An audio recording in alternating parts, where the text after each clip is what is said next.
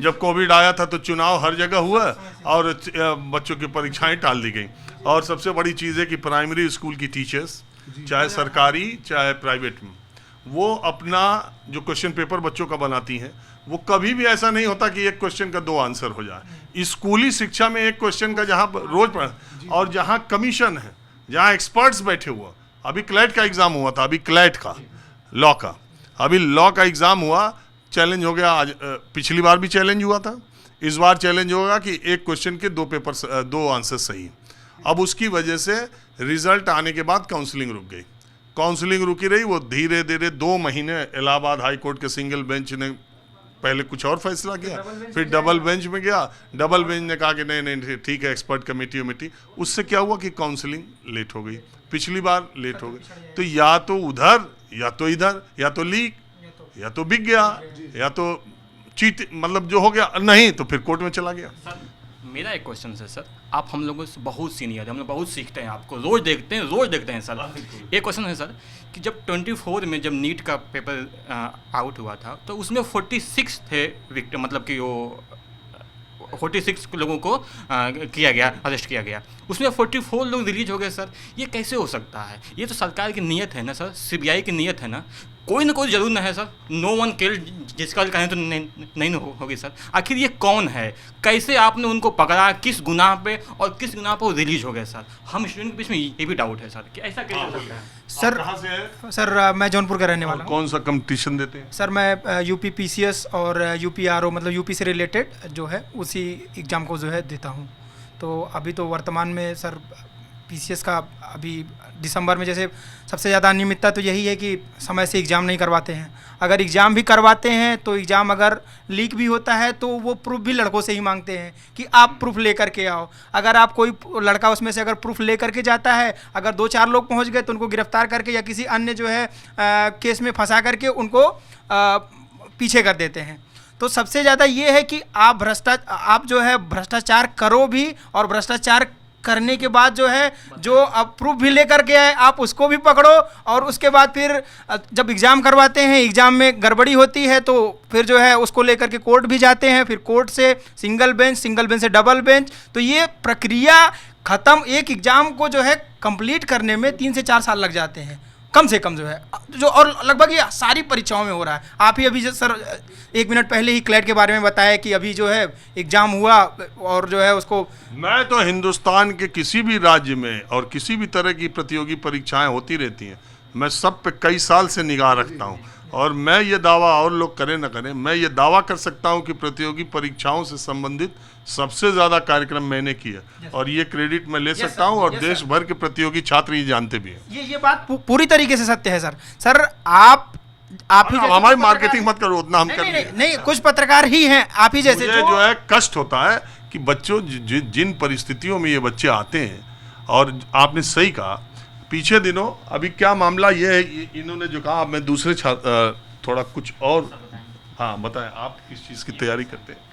मैं तो सर अभी मेरी LLB कंप्लीट हो गई, मैं 3 साल से प्रैक्टिस में हूँ, ठीक है। मैंने भी ड्यू का एंट्रेंस एग्ज़ाम दिया है, इससे पहले मैंने UPSC की तैयारी की है, स्टेट PCS की तैयारी की है।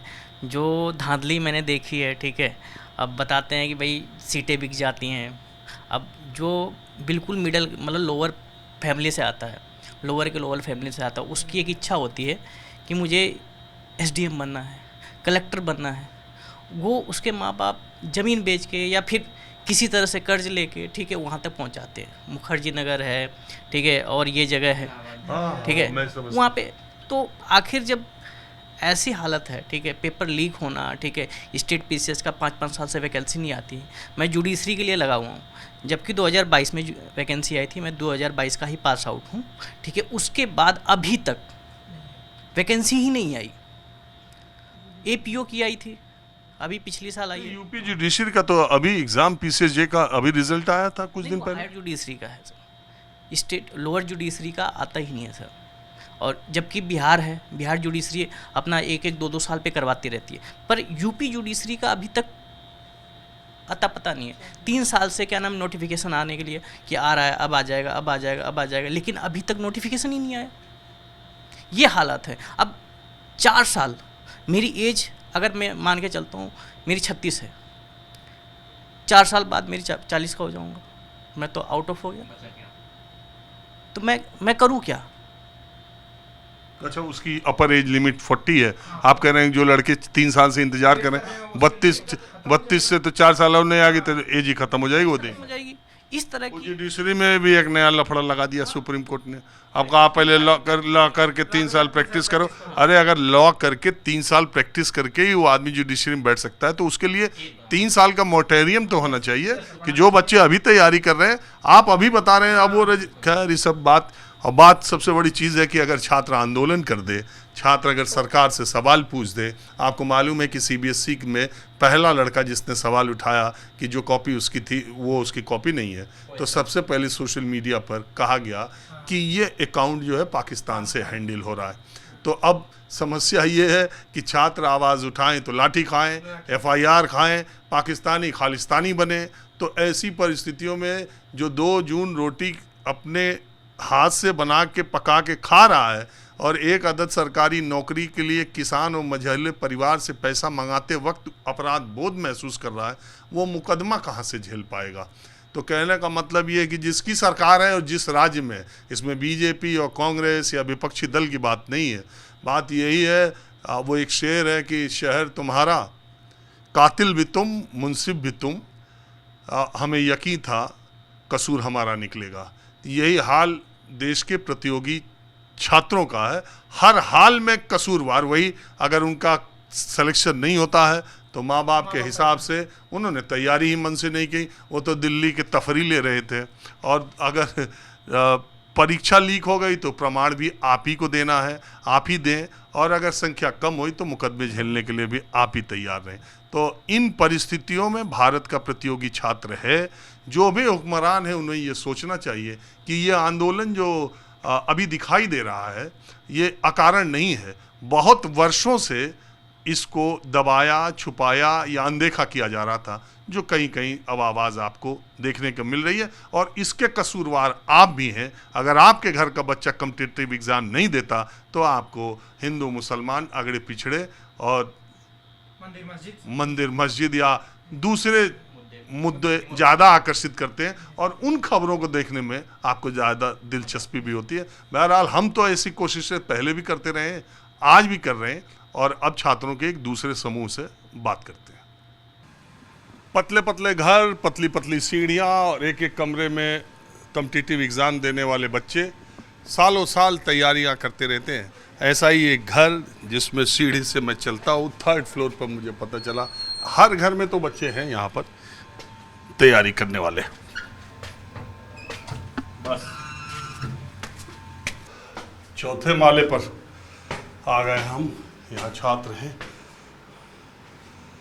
हर बिल्डिंग में छात्री हैं। यहाँ पर इधर ही बैठे आप लोग।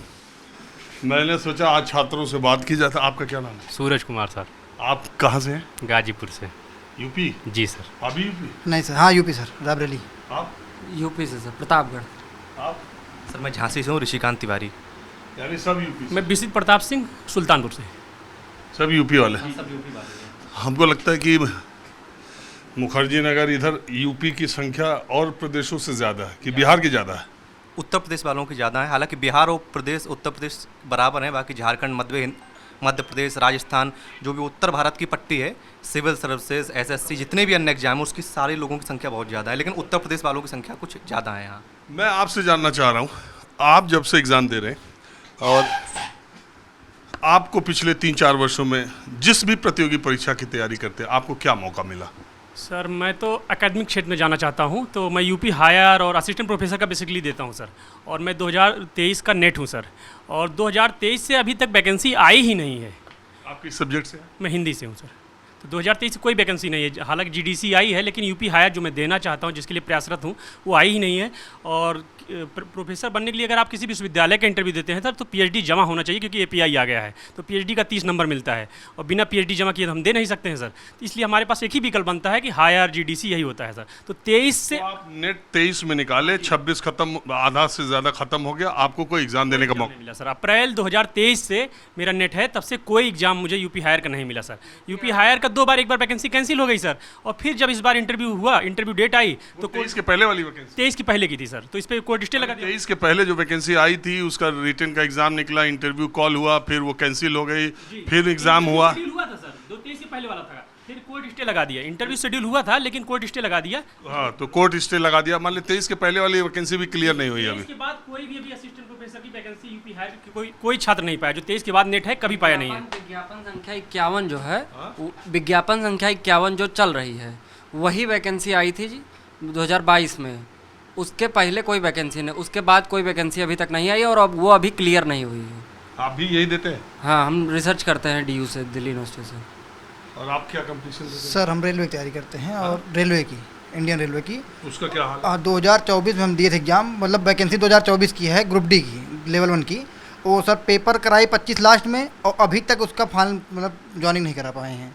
अभी सिर्फ फिजिकल हो रहा है कुछ जोन का, अब कुछ जोन का भी रह भी गया, फिजिकल भी नहीं हो पाया। तो 24 की वैकेंसी अभी तक नहीं क्लियर हुई, 25 की भी आ गई, 26 की भी आने वाली है, लेकिन कोई लड़का अभी उसको लाभार्थी नहीं हो पाया है 24 में। और लोको पायलट में सर मेंस की कट ऑफ गई थी 41 नंबर, मेरा 73 था। फिर भी मेंस के बाद साइको होता है, एक स्किल टेस्ट होता है माइंड सेट का, तो उसके बाद भी सर 41 नंबर कट ऑफ होने के बाद मेरा 73 था। उसके बाद इतनी कट ऑफ छलांग मारी कि 77 पहुंच गई और नहीं हो पाया फाइनल मेरिट में, मतलब रैंक नहीं बन पाई लास्ट में। प्री हुआ, मेंस हुआ, साइको हुआ, उसके बाद जब फाइनल कट ऑफ आई 41 से सीधा 77 पहुँच गई, 70 नंबर पहुँच गई और 73 था मेरा, फिर नहीं हो पाया मेरे जोन का। तो इतना जी सर, मेरा नाम सूरज कुमार है, अभी तैयारी कर रहा हूँ RO PCS की जी। तो उसका क्या, वो तो सब बता रहे थे वो लोग, RO वाला जी वो हुआ, नॉर्मलाइजेशन वगैरह था सर, तब प्रोटेस्ट किए थे हम लोग नवंबर में, तो उसको हटाया गया, फिर दोबारा एग्ज़ाम हुआ जनवरी में, तो दिए, तो अभी तो चल रही है तैयारी। रिजल्ट आया उसका? हाँ जी सर, रिजल्ट आया, आ गया। ये 26 वाला PCS अभी नहीं हुआ? अभी नहीं सर, 6 दिसंबर को है अभी। तो 2026 का PCS दिसंबर में होगा, तो इसका फाइनल सिलेक्शन तो 28 तक होगा। हाँ सर, 28 तक जी, 28 तक। यही सब मुद्दे हैं सर। जैसे जो शेड्यूल हुआ, अब ये जो RO की वैकेंसी कह रहे हैं, उस सुप्रीम कोर्ट, वो हाई कोर्ट ने रोक लगा दी है अभी वो सेकंड बेंच के पास पड़ा हुआ है। अगर यही सब चलता रहता है, इसलिए इसकी वजह से 24 का जो PCS का रिजल्ट था, 24 का PCS का रिजल्ट अभी 26 में आया था, और 25 का रिजल्ट नहीं आया है और 26 का प्री भी नहीं हुआ है, यानी 26 का प्री होगा बाद में, उसके बाद 28 में रिजल्ट आएगा। इसी कारण ये चीज़ें आगे बढ़ती जाती हैं और छात्रों के अंदर आक्रोश बढ़ता जाता है। हम लोग केवल एक ही मांग करते हैं, निष्पक्ष परीक्षा, समय के साथ परीक्षा, इतनी सी केवल छात्र की मांग होती है। इसके अलावा छात्र कभी कोई मांग नहीं करता, उसी पर छात्रों को डंडे पड़ जाएँ, लाठी पड़ जाएँ। देखिए JPSC में क्या हो रहा है सर। कम से कम एक नियमित रूप से निष्पक्ष परीक्षा आप कराइए, छात्र कभी कुछ नहीं कहेगा। आप वैकेंसी दे रहे हैं, लेकिन कोई 28 में क्लियर होगी, कोई 29 में क्लियर होगी। ये जो RO की वैकेंसी आई है, ये 2023 के पहले की है, अभी भी क्लियर नहीं हुए, 3 साल हो गए हैं, और बता रहे हैं अगला नोटिफिकेशन आएगा। और ऐसा इसी प्रदेश में नहीं, सारे जगह यही वो तो नहीं है कि मैं किसी पार्टी वाले, वो है ना कि पैर से लेके पेट तक का भी, सिर से लेके सीने तक का भी दर्द एक जगह हो तो कहीं यहाँ होता है। कैमरामैन उमेश सिंह के साथ राजीव रंजन, न्यूज़ 24 दिल्ली।